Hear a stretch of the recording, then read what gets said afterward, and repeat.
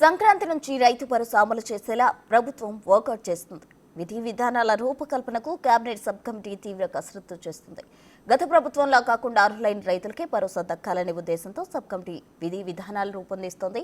కీలక భేటీలో చర్చించిన అంశాలేంటో చూద్దాం.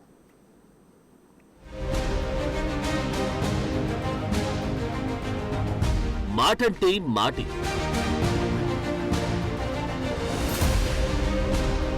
సంక్రాంతి నుంచి రైతు భరోసా, కసరత్తు ముమ్మరం చేసిన ప్రభుత్వం.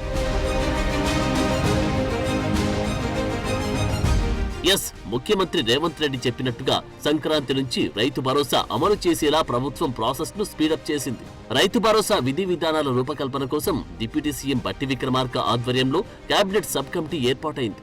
ఈ భేటీలో రైతు భరోసా విధి విధానాలపై చర్చించారు. ఇప్పటికే సంక్రాంతి నుంచి రైతు భరోసా ఇవ్వాలని సీఎం రేవంత్ రెడ్డి ప్రభుత్వం నిర్ణయించింది.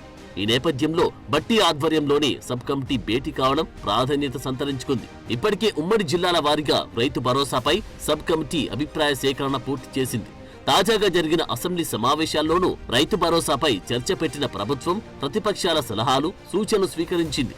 ఏ వర్గాల రైతులకు పెట్టుబడి సాయం అందించాలి, ఏ వర్గాల రైతులకు ఈ సాయాన్ని మినహాయించాలి అనే విషయంపై ఇప్పటికే మంత్రివర్గంలో చర్చ జరిగింది. ఇప్పటికే వివిధ ప్రైవేట్ సంస్థలతో సమావేశం నిర్వహించిన వ్యవసాయ శాఖ మంత్రి తుమ్మల నాగేశ్వరరావు శాటిలైట్ టెక్నాలజీని వినియోగించాలని నిర్ణయించారు. దాంతో మండలాలు, గ్రామాల వారీగా భూముల వివరాలు సేకరించడం, సాగులో ఉన్న భూములు, అందులో పండించిన పంటల వంటి సమగ్ర వివరాలు తెలుసుకోనున్నారు.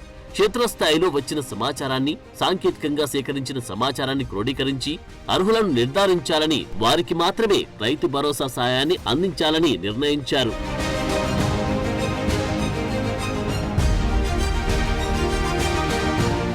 గతంలో లాగా కాకుండా రైతు భరోసాకు పరిమితులు విధించాలనే అంశంపై సబ్ కమిటీ చర్చించింది.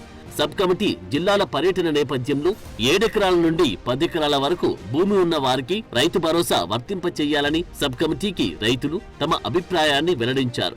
గత బీఆర్ఎస్ ప్రభుత్వంలో ఎకరాలతో సంబంధం లేకుండా రైతు భరోసా అందించారు. ఈ విధానంపై రాష్ట్రంలోని అన్ని వర్గాల ప్రజల నుంచి వ్యతిరేకత వ్యక్తమైంది. 100 ఎకరాల పొలాలున్న రైతులకు పెట్టుబడి సాయం ఎందుకని ప్రశ్నలు ఎదురయ్యాయి. అందువల్ల ఈ భేటీలో పరిమితి ఎక్కడి వరకు విధించాలని చర్చ జరిగింది.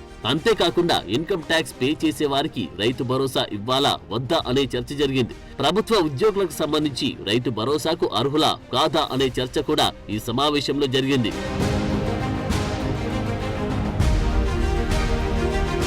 రైతులు పెట్టుబడి కోసం అధిక వడ్డీలు తీసుకుని ఇబ్బందులు పడకుండా నిరోధించడం, అప్పులు చేసిన వారికి తక్కువ ధరకు పంటల్ని విక్రయించకుండా చేసేందుకు రైతు భరోసా అక్కరకు వస్తుంది. ఈ విషయాన్ని దృష్టిలో ఉంచుకొని చిన్న, సన్నకారు, మధ్యస్థాయిలో రైతులకు మాత్రమే రైతు భరోసా అందించేలా నిబంధన పెడితే ఎలా ఉంటుందన్న చర్చ జరిగింది. కానీ ఇంకా ఎలాంటి నిర్ణయం తీసుకోలేదు. అనేక సూచనలు, చర్చల అనంతరం కేబినెట్ సబ్ కమిటీ మరోసారి భేటీ అవ్వాలని నిర్ణయం తీసుకుంది.